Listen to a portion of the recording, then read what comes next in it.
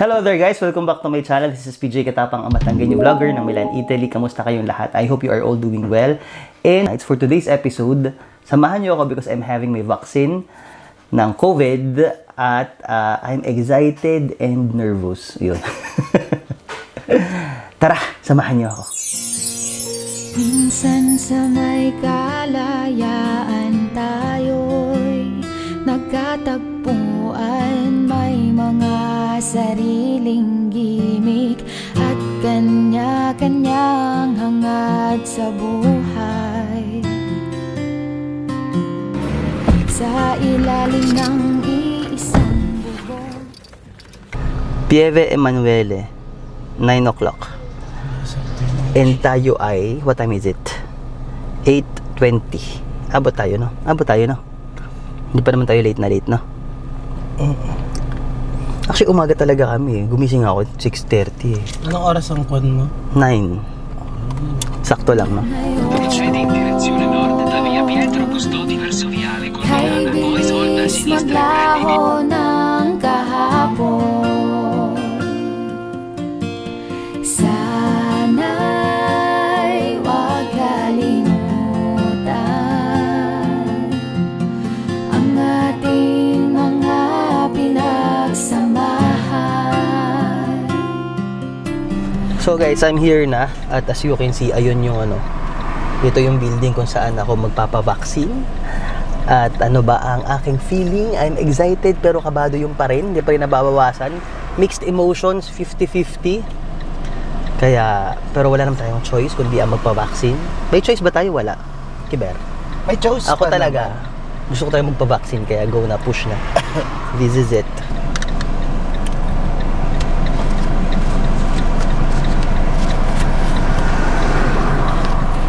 Natatay pa ako.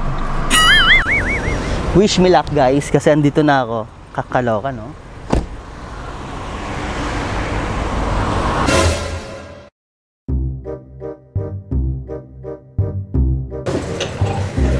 Okay guys, so dito na ako at tuturo ka na tayo.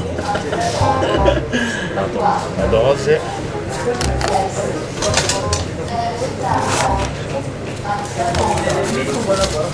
Buti na lang, ang galing yung si Doc S. Kabayan. Pilipino, Ah, si- kaya Filipino. medyo nakalma ako nung Pilipino yun. È vero? Buti na lang. Saan na po kayo sa Pilipinas? Linggo na Batangas. Hindi. Ah, Batangas pure io. Ah, si Dubai. Lipa. Sa Lipa, ako Batangas City. Di ba taga Lipa pa si Doc? Oh no, oh no, oh no, no, no, no.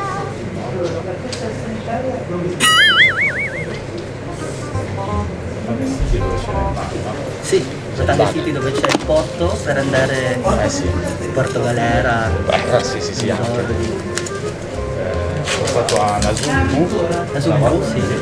Beh, siamo Batangueño, quindi. Di ba? We're proud. Batangueños and proud. Dicevano sempre laghi Sabion. Yun lang yung bacino na yun. Yun lang. E poi devo aspettare, devo fare qualcosa. 30 minutes sa labas at poi già Tapos na.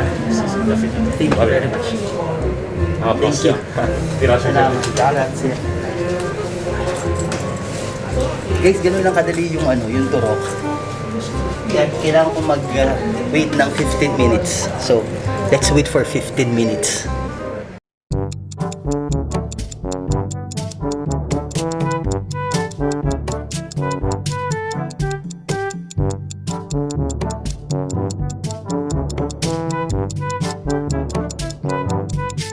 A few moments later.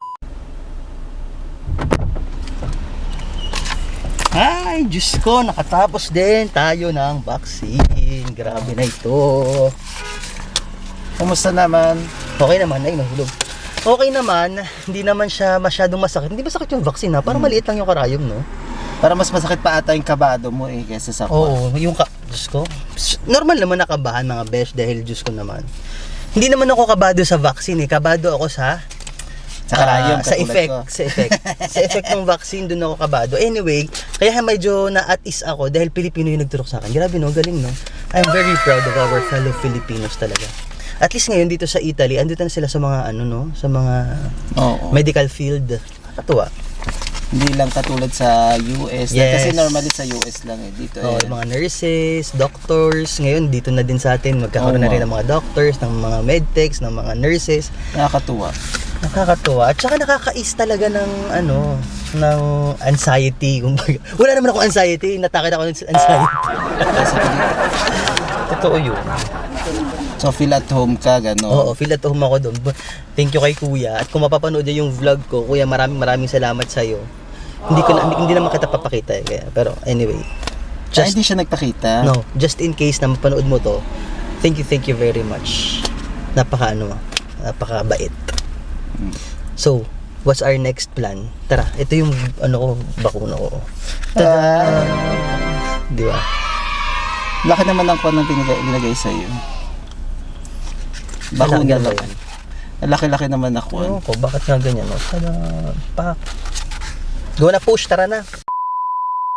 At dahil sa di na naman inaasahang pangyayari, Hindi na naman talaga palagi.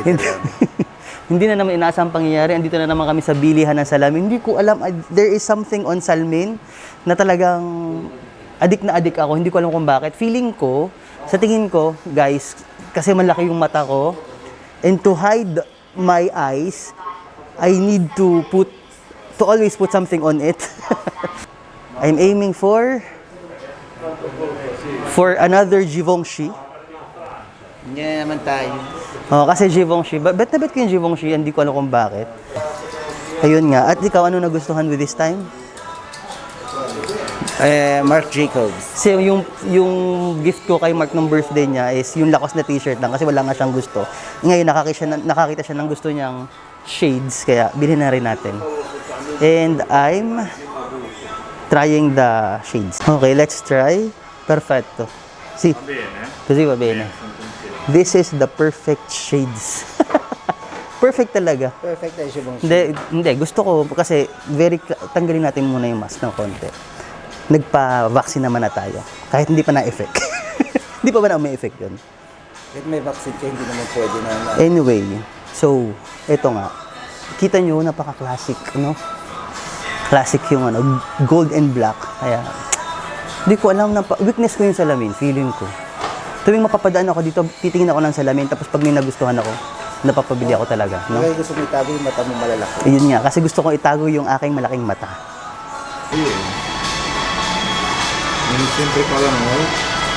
Grazie.